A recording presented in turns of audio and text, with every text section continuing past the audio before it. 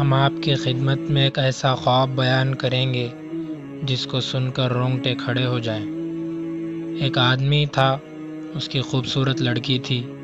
اس نے اپنی بیٹی کی دینی تعلیم و تربیت کا کوئی خیال نہیں کیا، حتیٰ کہ اس کو خوب مال دیا اور وہ خوبصورت لڑکی فیشنیبل بن گئی، حتیٰ کہ جوانی میں اس کو موت آ گئی۔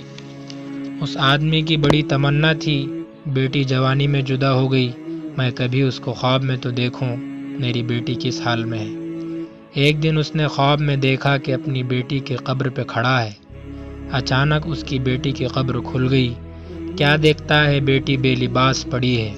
اس نے اپنے ستر کو چھپایا، مگر اس کی تو حالت عجیب تھی۔ اس کا سر بالکل گنجا ہے اور اس کی شکل عجیب ہے۔ اس نے پوچھا، بیٹی تیرا کیا حال ہے؟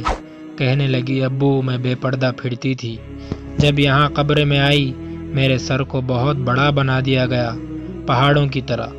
میرا ہر بال بڑھ کے درخت کی طرح بنا دیا گیا، جس کی شاخیں زمین میں دور تک پھیلی ہوتی ہے۔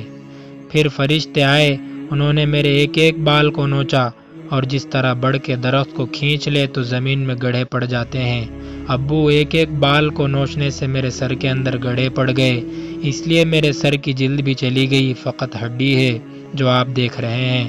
اس نے کہا، بیٹی تمہارا چہرہ بھی وہ نہیں ہے۔ کہنے لگی، ابو آپ دیکھ رہے ہیں، آپ کو میرے دانت نظر آ رہے ہیں، ہونٹ نہیں ہیں۔ اس کی وجہ یہ ہے کہ میں ہونٹوں پہ لپسٹک لگایا کرتی تھی۔ فرشتے آئے، انہوں نے میری سرخی کو جو کھینچا، سرخی کے ساتھ اوپر اور نیچے کے دونوں ہونٹ بھی کٹ گئے، اس لیے آپ کو 32 دانت نظر آ رہے ہیں۔ باپ نے کہا، بیٹی تیرے ہاتھوں کی انگلیاں زخمی نظر آتی ہیں۔ لڑکی نے کہا، ابو میں نیل پالش لگایا کرتی تھی۔ فرشتے آئے، کہنے لگے، تیرے ناخنوں کو ہم کھینچیں گے۔ انہوں نے میرے ایک ایک ناخن کو کھینچا۔ ابو میرے ہاتھ پہ زخم ہے، میرے چہرے پہ زخم ہے، میرے سر پہ زخم ہے، میں بتا نہیں سکتی۔ آپ نے مجھے اتنی محبت دی تھی، میں نے جو خواہش کی ابو آپ نے پوری کر دی۔ مجھے اتنی محبت دی، میں تو غم پریشانی کو نہیں جانتی تھی، شہزادیوں کی طرح آپ نے پالا۔ کاش ابو آپ مجھ پر ایک احسان کر دیتے، مجھے کچھ دین کی سمجھ بھی بتا دیتے تو میں اس عذاب میں گرفتار نہ ہوتی۔ نہ خاوند کو میں بلا سکتی ہوں، نہ میں آپ کو پیغام دے سکتی ہوں، اکیلی یہاں پڑی ہوں۔ فرشتے آتے ہیں اور مجھے خوب عذاب دیتے ہیں، میرا دکھ بانٹنے والا کوئی نہیں ہے۔ اب ایک دم اس کی آنکھ کھل گئی، اب اس کی آنکھوں سے آنسو بہہ رہے ہیں۔ بیٹی کی عجیب حالت ہے، اس کو عذاب دیا جا رہا ہے۔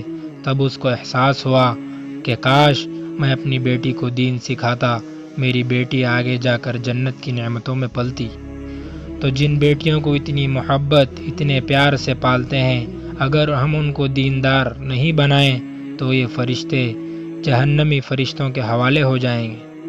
لہذا اس واقعے سے اندازہ ہوا کہ دین کتنی اہم ضرورت ہے، جس کا ہم خیال نہیں کرتے۔ اللہ نے ہم کو اس خواب کے ذریعے سے آگاہ کیا ہے۔ حقیقت تو یہ ہے کہ اس عذاب کو الفاظ میں نہیں بیان کیا جا سکتا، اور نہ ہی وہاں کی نعمتوں کو بیان کیا جا سکتا ہے۔ بس ہم کو اپنی زندگی میں دین کی نگرانی کرنا بہت ضروری ہے۔